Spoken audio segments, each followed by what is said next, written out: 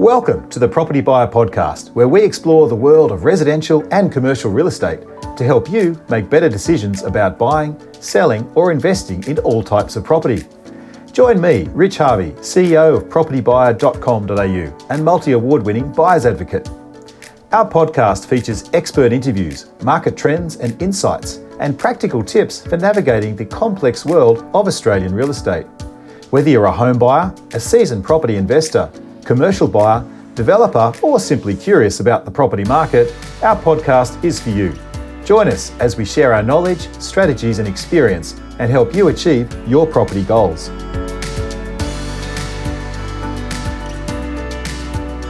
Welcome to our next edition of the Propertybuyer Podcast. Granny flats have often been sprouted as the best thing since sliced bread to help solve the affordable housing crisis and boost yields for property investors. But are they really all they're cracked up to be? What are the pitfalls and the benefits of installing a granny flat on your property? Do they detract value or add value? And how difficult is it to get approval to build a granny flat? In New South Wales, the Housing Affordable SEP, the State Environmental Planning Policy, allows granny flats in a wide variety of situations and zonings. In Queensland, each individual council has its own regulations, while in Victoria, recent legislation changes has paved the way for building flats in a similar way to New South Wales. So, to help discuss this topic, my guest today is Wally Gebrael, Director and Design Manager of Granny Flat Solutions. Welcome, Wally. Thanks for having me, Rich. Great to have you on the podcast. Looking forward to it. Look, we have a little tradition. I'm going to throw you a curveball here. We have a thought of the week, and I'd just love to get your thoughts on this. And this is from Maya Angelou, and she says, "I've learned that people will forget what you said, people will forget what you did, but people will never forget how you made them feel." What do you take from that quote? I think it's very, very true. I can think of many cases where I remember someone who's done something nice to me, and you tend to remember that for a very long time. So yeah, I think that's a great. Might even use that. There you go. Fantastic. Yeah, I love that quote too, because it's, people forget, when you do a presentation, people walk out the door and forget pretty much everything you've said. Yeah, absolutely. But they'll remember that speaker, he was really a dynamo. He actually gave me some really good value. There's something about him, they'll remember that. So. Well, hopefully I can make people feel good. Exactly. Me, so. That's the whole point of this podcast, to give people some great value. So let's rip into it. So tell me, firstly, how did you get into the granny flat industry? Tell me a bit about your background. How did you get into property? Sure. So I started my life as a building designer and started my own business when I was 20 years old.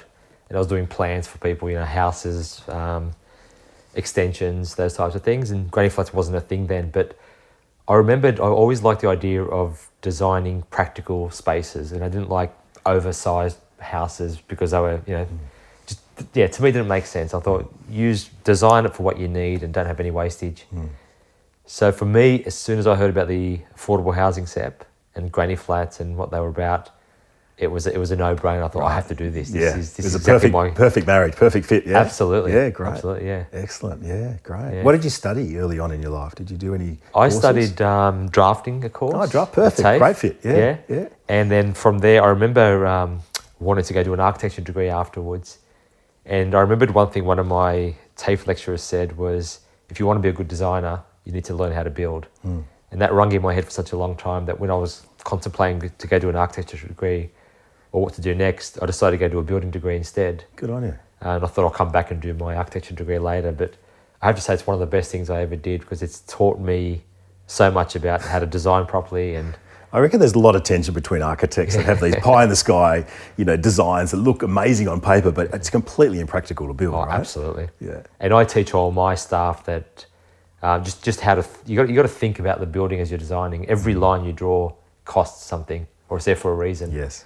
You can draw these fancy, and I see plans all the time from other designers who, they've got these great ideas, but then you got to think, okay, how am I going to actually build this? How's someone going to build this? Yeah. How do you structurally hold up this roof? How do you, all those types of things. So it's good to have that understanding of building. Yeah, it sounds like you've got a really practical mind. Yeah.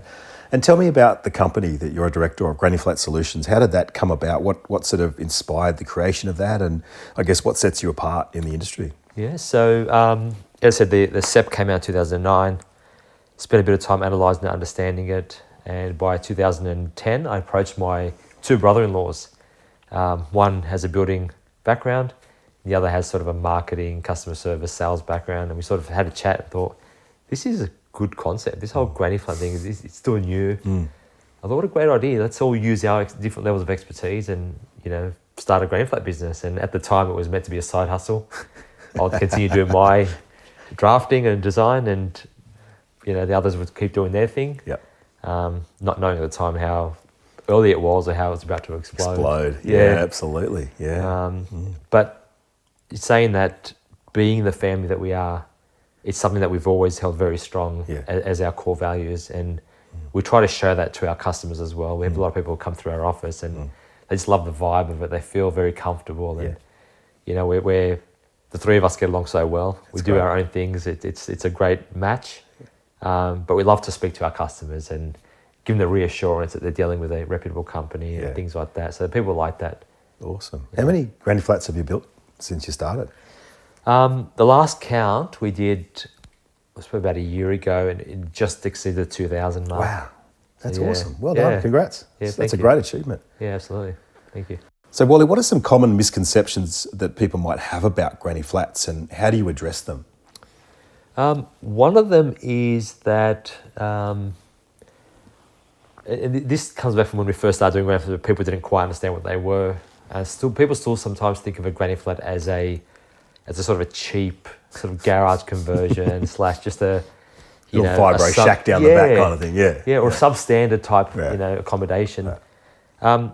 But when you actually show them what a granny flat is, and that it's just a house. It's like building a brand new home. And it's exactly what it is. It's just on a smaller scale. And some people also think that it's quite small and squishy and can't be comfortable in there. But the reality is they're two. If you're building a 2-bedroom granny flat, they're two full-size bedrooms. You get all the facilities. It's actually a brand new house, just on a much smaller scale. So it's getting people's mindsets around that. The word granny flat, it's got that stigma around it, but they're not, crappy old homes. They're actually modern. You think because the word granny is associated with old, isn't it? That's absolutely. The thing. Yeah, absolutely. But as you say, it's a brand new dwelling with fantastic space. It's very usable, very functional. Oh, absolutely. Yeah. Funny story, when we first started the granny flat business, I was talking to real estate agents at the time and saying, hey, what do you think about this idea? And most of them were saying, oh, look, not many people have their granny living in the backyard. And at the time I was thinking, I'm not thinking of granny, I'm just thinking accommodation. I'm thinking, investors. But it was still new again, like I said, and people were thinking, no, this won't take off. People don't want grannies in their backyard. That's it. Still had that stigma back then. So tell me about some of the benefits, the upside of putting a granny flat from the perspective of the homeowner and perhaps the perspective of the investor. What are the upsides? Sure. From a homeowner's perspective, look, it's twofold. One is, if you're an empty nester, you could build a granny flat in the backyard. It's much smaller, easier to maintain. And that's sort of all you really need, a small space to live in. Leave the kids to the main home to the kids. On the other side of that is you could build something for the kids to live in, particularly in a time when it's quite expensive to get in the property market. From an investor's point of view, it's just that additional income. The return on investment's quite high. It's sort of a no-brainer from an investment point of view. Yeah, some of the yields that we're seeing, and we'll talk more about that later, is just phenomenal. Like what are you seeing out there in terms of the yields at the moment? Just on the investment of the granny flat itself, 15-20%. Yeah, easy. Yeah, incredible. That is phenomenal. Yeah. When you average that out across the house, it certainly brings it more above the 5% mark, doesn't it? Exactly. Yeah, it's great. Excellent. Tell me about the process of adding a flat. Like, just walk me through the steps of building a flat, and what are the key steps from start to finish? I think from the very beginning, when somebody says, hey, I'm thinking of building a granny flat, the first thing you have to do is do a feasibility. And that's not just around the cost, it's just more about, can you actually build one? Yeah. You need to understand the regulations. Can it be built? Yeah. Just because you meet the minimum block size doesn't guarantee you can build. So first thing we do is check all the planning documents, your 10.7, your titles, DPs, 88Bs, see if there are any restrictions, any planning regulations, heritage, bushfire, all those types of things. Tick those boxes. Once you know it can be done, then it's a matter of visiting the site, making sure it's got the space, having a look at any of the restrictions like access, all those types of things. And then it's about costing it and lodging the plans, approval and building. What's the minimum setback from a rear boundary and a side boundary? So depending on your block size, if you are under 900 square metres, your minimum rear setback is 3 metres. and 900 millimetres from the side boundaries. Once you exceed 900 square metres, it becomes 1.5 metres from the side and 5 metres from the rear. Right, okay, got it. Excellent, okay. Are there any other kind of key factors that a home buyer or an investor might think about when building a granny flat? I think lifestyle, really. You know, if you're going to build a granny flat, if you're living in the property and you want to build a granny flat in the backyard, you've got to ask yourself what it's for. If it's for investment purposes, do you want people living in your backyard? And if so, do you want to design it in a way where it doesn't impact on your privacy, your lifestyle, use of the land? From an investment point of view, like I said, it's, as long as there is space, it's sort of almost a no-brainer. Yeah. Okay. Tell me more about the council, the regulatory constraints. So what's the minimum size or the maximum size, you can build for a flat? Yep. So the SEP, which is the State Environmental Planning Policy, says the maximum size you can build is 60 square metres. Just like a 2-bedroom unit. Look, in some councils, if you read through the SEP in a bit more detail in their LEPs, you can actually build bigger, particularly in rural areas where they allow you to build a percentage of the size of the existing home. Some examples of that are around Hills Shire and Hornsby Shire councils, where if you are on a rural property, you can build 25 to 30% more of the size of the existing home. Oh, wow. So imagine some rural properties with those really big mansions. Yeah, perfect, Hornsby allows you to go up to 120 square metres. Right. As a maximum. Yeah, and we've done that quite a few times. It honestly becomes like a 4-bedroom home. Yeah. And it's the granny flat. So. That's brilliant. Yeah, right. Yeah, but and it doesn't need to be attached. It's a separate dwelling. Completely separate. Yeah. But otherwise, typically, it's 60 square metres is your maximum. Yeah, great. Okay. Then there are other things that we've got to consider, like I mentioned before, like making sure it's not bushfire affected, flood affected, conservation, and things like that. Yeah, cool. Okay. Like in New South Wales too, tell me about the approval process. How long does that take? Is it a rubber stamp? Do you got to go through council and present a case to the councillors? How does it work? Yeah. So part of the feasibility, again, at the beginning is doing all the compliance checks. If you meet all the requirements of the SEP, so in other words, you meet the setbacks, the heights, the landscaping ratios, the site coverage, all those things, you can go through a CDC potentially, and that's where you use an independent certifier. And it is like a tick box approval. They'll just check everything, make sure it all complies. They notify neighbours for 14 days, and then after that, it's approved. Can the neighbour object or do anything? Or is there any rights for neighbours? Not really. Like we do often get calls from neighbours, but it's not usually to complain. It's just like when you go through council, for example. So let's just say, for example, you can't meet all that tick box requirement. You go through council. Council actually send copies of the plans to your neighbours. Not so much the floor plan, but at least the site plan, elevations. Yeah. Under the CDC process, there's no neighbour notification. Right. It's just a letter to say we've received an application. Yes. So often we'll get calls from neighbours, not to complain, just wanting to know where's it going. Yeah. Is it closer to my boundary, the back boundary, or when? Otherwise, so which is a common, I guess it's a valid concern. Yeah. So we'll often tell our clients, we suggest having a chat with your neighbour, at least give them a site plan. Put their mind at ease that you're not doing anything that's dodgy or too close to their fences. Fantastic. Tell me, I guess some of the mistakes or the pitfalls that some people might do when they're trying to build a granny flat. Like they might buy property perhaps and then not get it assessed and then realise they can't build one. But have you seen any clangers, like in terms of people trying to build granny flats, like the wrong design, the wrong materials, the wrong shape? Tell me about that. Yeah, we have actually. Give me some war stories. Come on. To start with, we've always said if we have clients who are looking at buying and not sure if the property is suitable, we'll ask them to send us through contract of sale if they have it, and we'll just do a quick assessment for them. I think after a while, some people feel bad that they keep asking us, so they'll just say, look, I'll just buy this property. I think I've done enough checks. And I can't tell you how many times it's happened where they end up buying that one property that's the wrong one. You should have told us. We would have checked it out for you, and it could have been something that was flood affected, or there could have been some constraint on there, or a big tree that happened to be protected, or something along those lines. And often good conveyancers will pick up on all those things, but a conveyancer is not going to inspect the property, so they're not going to know that there's a big tree in the backyard or things like Nothing that. Nothing beats a physical inspection, does 100%. it? You know, like that's the thing. Some people try to buy properties interstate, a lot of our investors, and we say, look, good luck to you, but I'd recommend you get boots on the ground, have someone licensed to do this job for you, because absolutely. It's a big investment. 100%. Yeah. But things like easements, people don't think about. covenants. There are actually restrictions. Like I know, for example, in some of the new greenfield subdivision areas, particularly down southwest corridor, there are a lot of 88Bs that I've read that actually restrict you building a secondary dwelling. So as part of the estate or their guidelines, they were very particular not wanting. So like around Oran Park or places Campbelltown. like that, Menangle Park. So the Section 88B, tell the audience what that means. So yes, it's like it outlines any restrictions on the property. So it'd be a legal document which was created when the subdivision was done, and that's registered so that stays on that property for forever, really. Yeah. So even if you sell it, that remains as it's like a caveat or a restriction. It's a long-term guideline. Yeah. So people would buy without reading that information and realise that they can't actually build. And they're stuck with the property they've either got to resell or do something differently with.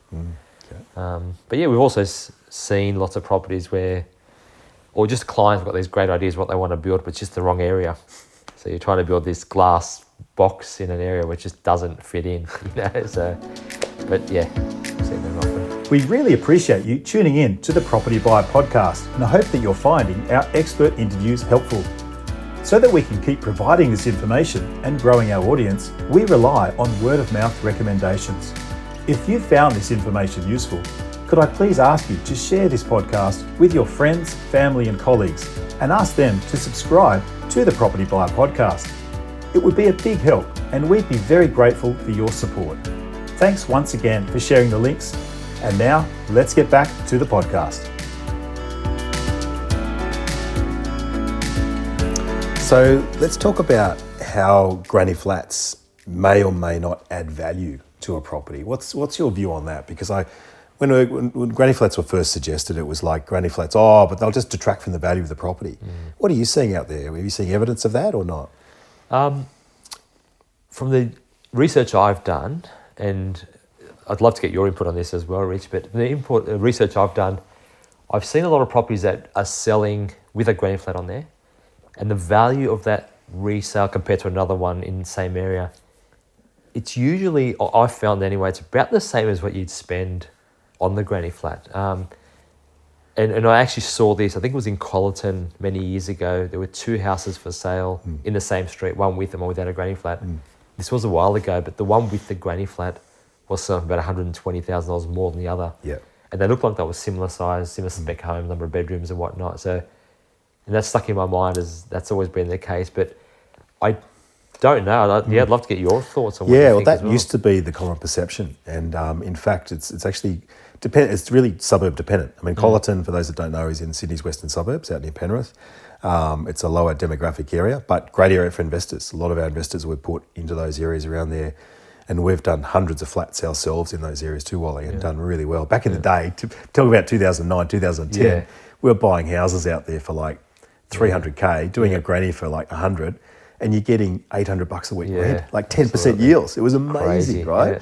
But back to the question, I find that typically when you're building a flat, let's say it's 150 or 200K, that you are increasing the overall value of the home at least by the amount you've spent on the flat, if not 5 to 10% more. Okay. That's what I find. But again, if you're building a granny flat, say in Sydney's Northern Beaches or on the North Shore, there are so many home buyers that want to buy a flat with a granny flat attached to help pay off their mortgage, because there's a massive mortgage attached to those lands now. Absolutely. And so people are finding there's a premium being paid for those areas. And any particular properties where there's the ability to build a granny flat, highly sought after. Yeah. And agents are now advertising scope to build granny flat. It's part of their marketing plug, right? So I think that the valuations are absolutely stacking up. And it's not perhaps quite as good as a renovation. My metric for a renovation is if I'm spending $1 on a reno, I want to increase that by $2 in value for the overall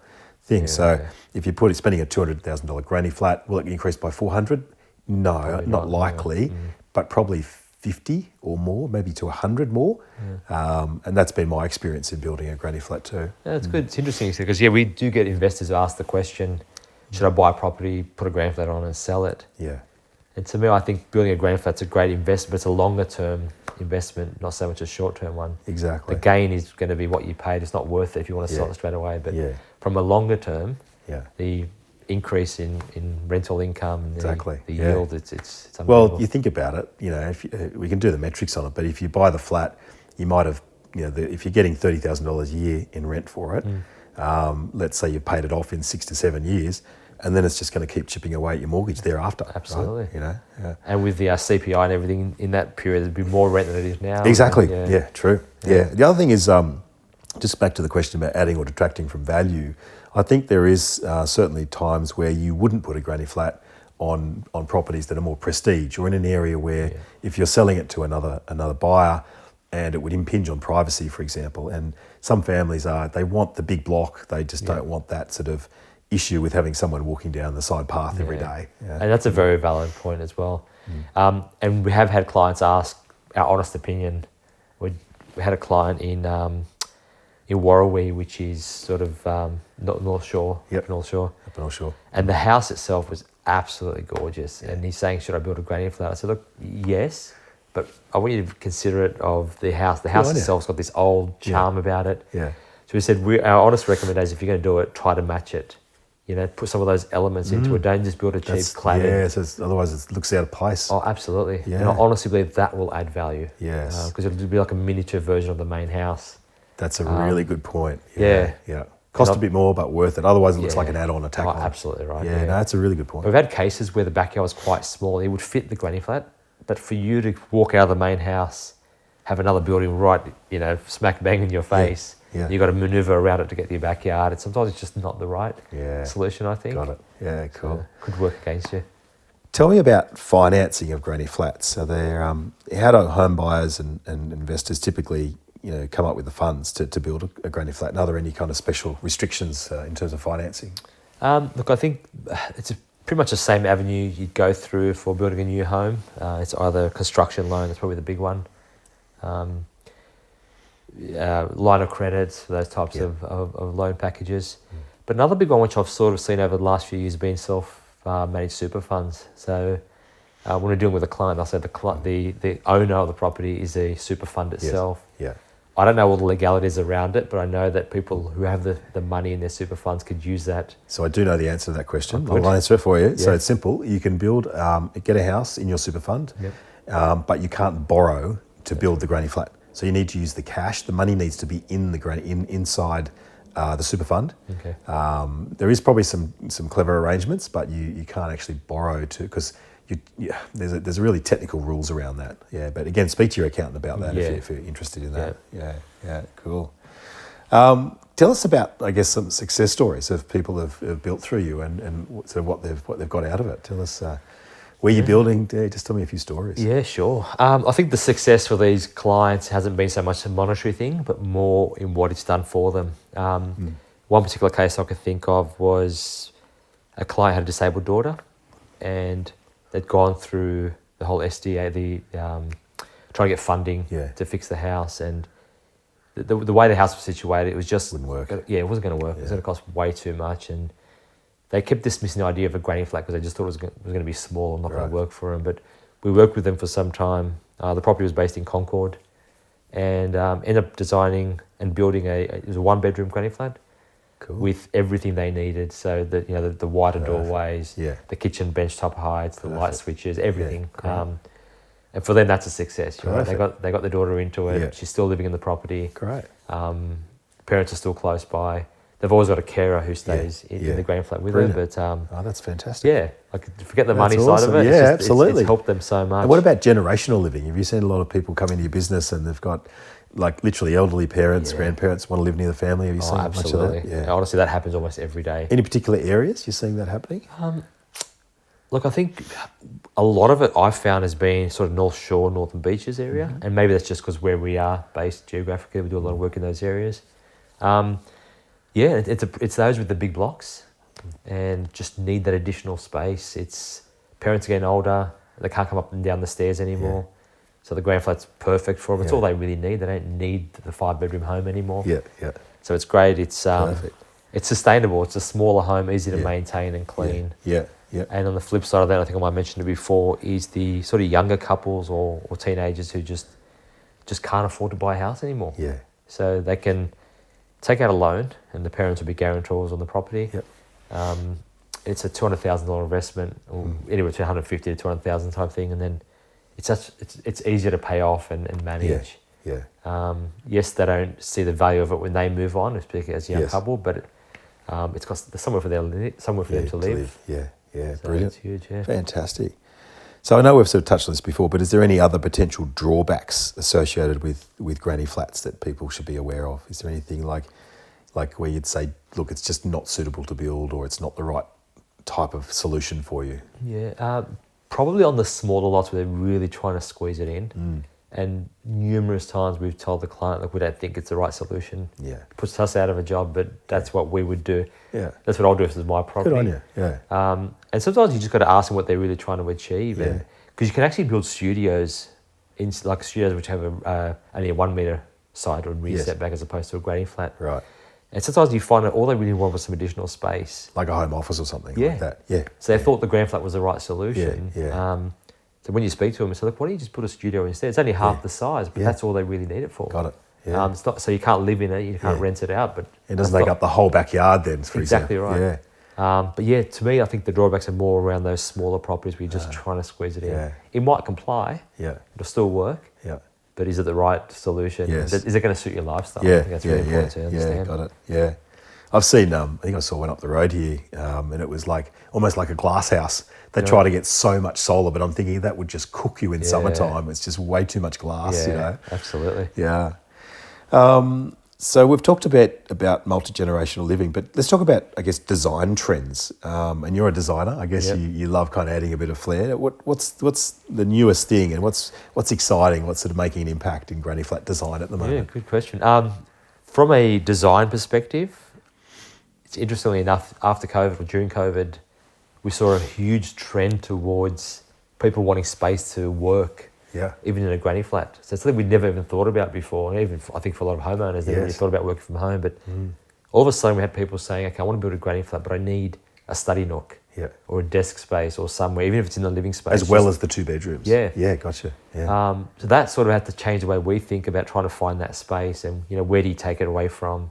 You don't want to put it in the middle of a room which just affect your manoeuvrability. So you've got to really think smart about that.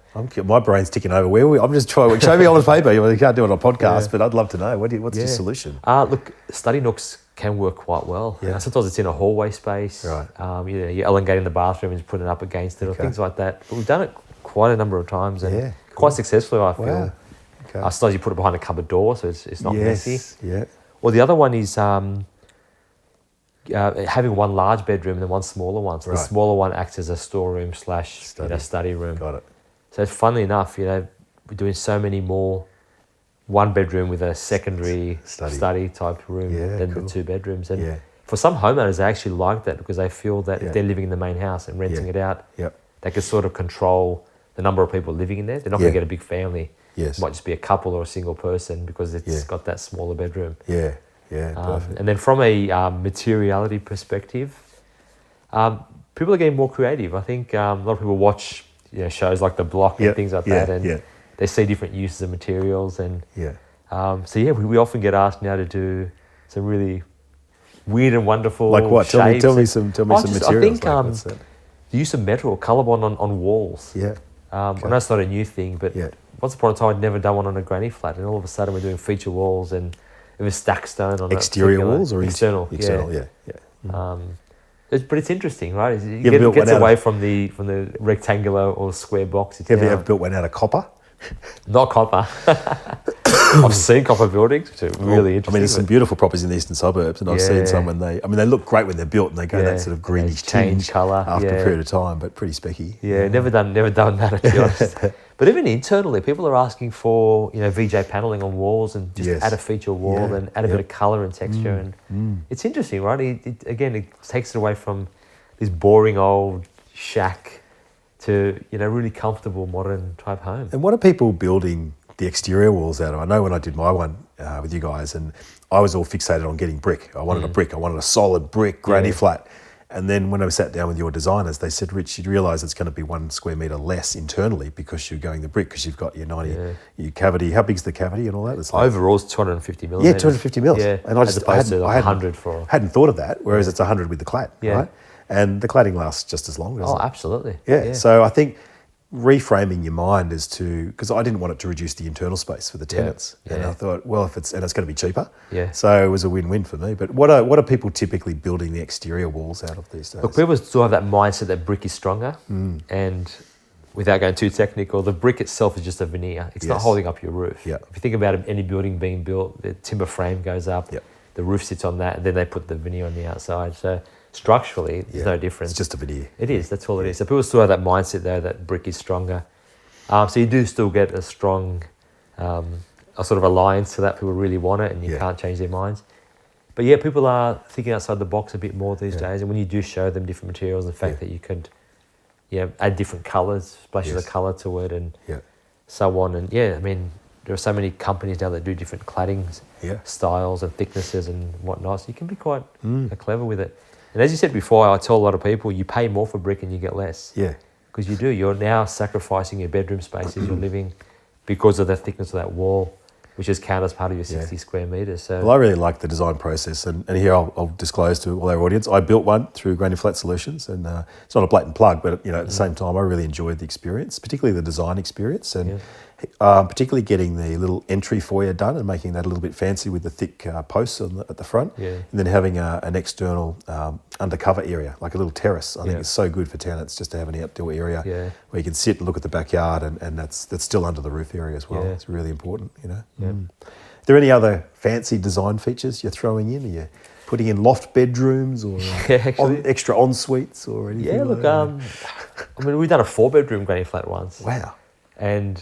But for this particular client, he needed room for the kids to sleep in. Yeah. He wasn't worried about the kitchen too much because they were going to eat with mum and dad in the house. So it's just rooms. Yeah. And for him, it was so much cheaper to build a rectangular box in the backyard, separate from the house.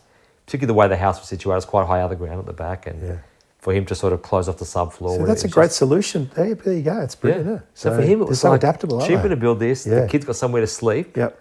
There's a little communal area. They still had a little kitchen and a bathroom in there. It was brilliant. just ticked all the boxes. Yeah. But otherwise, some people do ask for 2 bathrooms. A lot of people like to spend money on their kitchens and bathrooms. Again, just like a normal house. Yeah. We've got one client who's actually a gourmet chef. Yeah. His job, he was a chef at a fancy restaurant somewhere, but he also loved to cook for the family. So it was important he had a 900mm wide oven cooktop, and he needed an island bench, and with the pendant lights on top of it. It was just so important to him that a lot of the design focused on around the kitchen. Yeah, you go. Brilliant. And if you look on the website, you see there's so many different fancy type designs. Yeah, that's awesome. So how do people in our audience go about finding a property that might be suitable for a granny flat? How do you look for one? For me, I always tell them to go speak to a buyer's agent, to be honest. Okay. For starters, I think it's important to know what you're looking for. I mentioned before that some clients see sites and they think it's cheap, great, I'm going to buy it and build a granny flat on there, not knowing that there are some rules to go through, restrictions and whatnot. I think it's important, to understand the rules and regulations, have a look at the block, get an expert to look at it for you and tell you yes or no. Because not every single block is suitable. Just because you've got a big backyard, it doesn't mean you're guaranteed. And it might look really good, but little do you know there's a sewer main right across the middle, and you've got to relocate that or encase it if you want to build over it. Yeah. There could be other covenants over the property. 100%. Yeah. I think you just got to do your homework. You got to know, you got to understand what you're trying to achieve out of the block. Yeah. Ask the right people, get the right advice. From a planning perspective, we can help people to understand any restrictions, if it can be done or not. From a yield perspective, I think someone like yourself, Rich, can probably answer that better, or even just buying the right property in the right area is how much you're going to rent your granny flat for. Yeah, well, I'll give you do my example, right? Yeah. So I used you guys to bought a house up on the Central Coast at Umino about 2 years ago. It was a bigger block. It was a 735 square metre block. In that area, normally most blocks are 500, so we're fortunate. That's why I bought it, because I knew I could build a flat. It's slightly unusual shaped block. And good sized block, and got you guys to do a quick assessment, and we came up with some fantastic designs. And at the time I thought maybe get about 500, 550. We ended up getting $590 a week rent for it. Yeah, there you go. So super happy. Yeah. Oh, that's awesome. Yeah. So. And I often tell people look for corner blocks where possible. Yeah. They just tend to rent for so much more. You can imagine, just entry up the side there.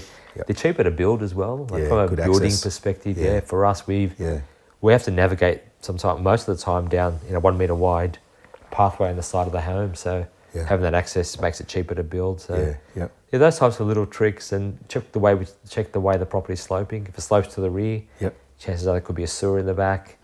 Think about how you get your stormwater away from the back to the front. So those types of things are really important. It's not just the price. I mean, obviously that's very important, but it's understanding what you're trying to achieve and make sure you find the right property. And I found just when I was looking for a property with a flat and I'd send you guys properties, the response rate was quick. It was like a couple of days back, and you'd over superimpose a particular design on the flat and work it out, and so it was great. And you obviously got all the online tools to work out where sewer lines are and that sort of thing. Absolutely. So it's brilliant. So just quickly back to the rental perspective on things. One other tip I'd give to our listeners is chat to a property manager in the area, at least more than one, like 2 to 3 property managers. Say, look, I'm thinking of building a granny flat. Tell me what the rental income's going to be. And then you go in your eyes wide open. Now, just bear in mind, some property managers are not terribly proactive. They might be a bit more reactive. So that's why I say talk to a good one. Don't let them underestimate or overestimate. Get a couple of quotes for rentals and ask them what types of people are going to be renting in those areas as well. Make sure they're good quality tenants. But I can tell you, people love renting flats because, number one, they're affordable. Often they're brand new. And secondly, they're better than apartments because you've got more privacy typically.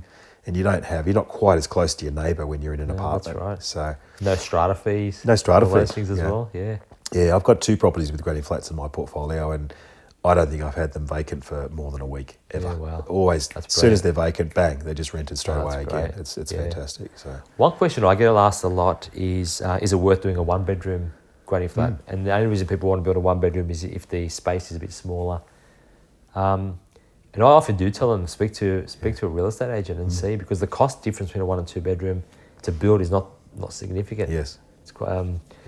So I always say get some advice and find if there's a demand for it in that area, then go for it. If not, then maybe it's not the right solution. Yeah, brilliant. So I guess finally, for our listeners out there that might want to explore putting a granny flat on their property, Wally, what's the next steps if they want to talk to yourself? How do they get in touch with you? They can call the office, which is Granny Flat Solutions, and just ask for a site inspection to be done. Typically the first question we'll ask is, have you just recently purchased a property and do you have a contract of sale? Yes. Because if you do, then we can do a lot of research before we come out there. We do have some mapping tools we can do a bit of some checks on, but the first step is just we'll do our checks and make sure it can or can't be done. We'll come out and have a look at the property. Anyone who gives you a quote without inspecting the property, you got to be a bit weary of, I think. Because from a desktop perspective, everything looks great. Tick all the boxes. You're not affected by flooding or anything. That's great. But then you go out to site, and then to get access to that section where they want to build, you've got to try to take a machine down a flight of stairs. It's a goat track to get up to it or something. Exactly right. So very important, do your homework. Ask a professional. If you're about to invest hundreds of thousands of dollars or millions of dollars, whatever it is, to buy a house, you surely want to take a step back, do your research, make sure it's suitable. That is, if you are looking at doing it for a granny flat, and then get the right advice before you go ahead. Fantastic. Well, Wally Gebrael, thank you so much for sharing your wisdom and knowledge with us today on the Propertybuyer Podcast. We really appreciate it. Thanks very much, Rich. Appreciate it. Cheers. Thanks so much to people for listening, and we look forward to seeing you on another edition of the Propertybuyer Podcast. Bye for now. Thanks for being with us on another Propertybuyer Podcast. If you have a question you'd like to ask, please click on the SpeakPipe link and we'll answer this during the next episode. If you're looking to buy a residential or commercial property in the near future and would like to get the added advantage of having a buyer's advocate on your side, then please reach out to my team today and send us your inquiry, and we'd be delighted to help. Please visit our website at propertybuyer.com.au, where you can stay updated with all my latest market updates, weekly blogs and live suburb profiles to help you make better property decisions. We look forward to connecting with you again on the next Propertybuyer Podcast.